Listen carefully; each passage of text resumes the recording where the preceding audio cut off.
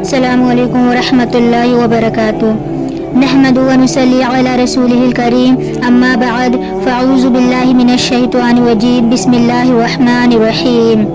حضرت ام سلمہ رضی اللہ تعالی عنہا، ان کا نام ہند ہے اور ان کی کنیت ہے ام سلمہ، لیکن یہ اپنی کنیت کے ساتھ زیادہ مشہور ہیں۔ ان کے والد کا نام حذیفہ یا سہیل اور ان کی والدہ کا نام عاتکہ بنت عامر ہے۔ یہ پہلے ابو سلمہ عبداللہ بن اسد سے بیائی گئی تھیں۔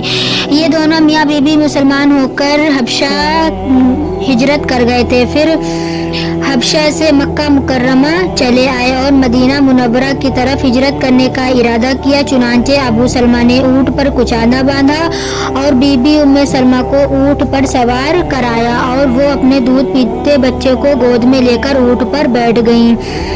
ایک دم سے حضرت ام سلمہ کے میکے والے بنو مغیرہ دوڑے پڑے اور ان لوگوں نے یہ کہا کہ میرے خاندان کی لڑکی مدینہ نہیں جا سکتی۔ حضرت ام سلمہ کو اونٹ سے اتار دیا اور حضرت ابو سلمہ کے خاندان والوں کو طیش آ گیا اور ان لوگوں نے حضرت ام سلمہ کی گود سے بچے کو چھین لیا اور یہ کہا کہ یہ بچہ ہمارے خاندان کا ہے، اس لیے ہم اسے ہرگز تمہارے پاس نہیں رہنے دیں گے۔ اسی طرح بیوی اور بچے دونوں حضرت ابو سلمہ سے جدا ہو گئے۔ حضرت ابو سلمہ نے ہجرت کا ارادہ نہیں چھوڑا، بلکہ بیوی اور بچے دونوں کو خدا کے سپرد کر کے تنہا مدینہ منورہ چلے گئے۔ حضرت ام سلمہ شوہر اور بچے کی جدائی پر دن رات رویا کرتی تھی۔ ان کا یہ حال دیکھ کر ان کے ایک چچا زاد بھائی کو رحم آ گیا اور انہوں نے بنو مغیرہ کو سمجھایا کہ آخر اس غریب عورت کو تم لوگوں نے اس کے شوہر اور بچے سے کیوں جدا کر رکھا ہے؟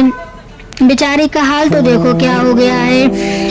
کیا تم لوگ یہ نہیں دیکھ رہے ہو کہ وہ ایک پتھر کی چٹائی پر ایک ہفتے سے بیٹھی ہوئی بچے اور شوہر کی جدائی میں رویا کرتی ہے؟ آخر بنو مغیرہ کو اس کی بات سمجھ آ گئی اور وہ اس بات پر رضامند ہو گئے۔ حضرت ام سلمہ اپنے بچے کو لے کر شوہر کے پاس مدینہ چلی گئیں۔ پھر حضرت ابو سلمہ کے خاندان والوں نے بھی بچہ کو حضرت ام سلمہ کے سپرد کر دیا اور حضرت ام سلمہ رضی اللہ تعالی عنہ بچے کو گود میں لے کر ہجرت کا ارادہ کیا، اونٹ پر سوار ہو گئی، مگر جب مقام پر پہنچنے والی تھی تو عثمان بن طلحہ راستے میں ملا، جو مکہ کا مانا ہوا ایک نہایت ہی شریف انسان تھا۔ اس نے پوچھا کہ ام سلمہ کہاں کا ارادہ ہے؟ انہوں نے کہا کہ میں اپنے شوہر کے پاس مدینہ جا رہی ہوں۔ اس نے کہا کہ تمہارے ساتھ تو کوئی دوسرا نہیں ہے؟ حضرت ام سلمہ نے درد بھری آواز میں جواب دیا کہ میرے ساتھ میرے اللہ اور اس میرے بچے کے سوا کوئی دوسرا نہیں ہے۔ یہ سن کر عثمان بن طلحہ کو شریفانہ جذبہ آ گیا اور اس نے کہا کہ خدا کی قسم میرے لیے یہ زیب نہیں دیتا ہے کہ تمہاری جیسی ایک شریف زادی عورت اور ایک شریف انسان کی بیوی کو تنہا چھوڑ دوں۔ یہ کہہ کر اس نے اونٹ کی رسی اپنے ہاتھ میں لی اور پیدل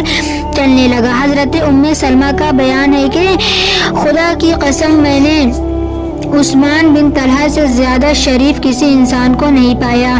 جب ہم کسی منزل پر اترتے تو وہ الگ جا کر کسی درخت کے نیچے سو جایا کرتے تھے اور ہم اپنے اونٹ پر ہی سو جایا کرتے تھے، اور پھر جب چلنے کا وقت آتا تو وہ اونٹ کی رسی اپنے ہاتھ میں لیتے اور پیدل چلنے لگتے۔ اسی طرح مجھے انہوں نے قبا تک پہنچا دیا اور یہ کہہ کر واپس مکہ چلے گئے کہ اب تم چلی جاؤ، تمہارا شوہر اسی گاؤں میں ہے۔ چنانچہ حضرت ام سلمہ بخیریت مدینہ پہنچ گئیں۔ پھر دونوں میاں بیوی مدینہ رہنے لگے، چند بچے بھی ہو گئے۔ پھر شوہر کا انتقال ہو گیا تو حضرت ام سلمہ رضی اللہ تعالی عنہ بڑی بے کسی اور بڑی مصیبت میں پڑ گئیں۔ چھوٹے چھوٹے بچوں کا ساتھ تھا اور بدوا ہو گئی تھی، تو اس طرح زندگی بسر کرنا بہت دشوار ہو گیا تھا۔ ان کا یہ حال دیکھ کر رسول اللہ صلی اللہ تعالی علیہ وسلم نے ان سے نکاح فرما لیا اور بچوں کو اپنی پرورش میں لے لیا۔ اسی طرح یہ حضور علیہ الصلوۃ والسلام کے گھر آ گئی اور تمام امت کی ماں بن گئی۔ حضرت بی بی ام سلمہ عقل، فہم، علم و عمل اور دیانت، شجاعت کے کمال کا ایک بے مثال نمونہ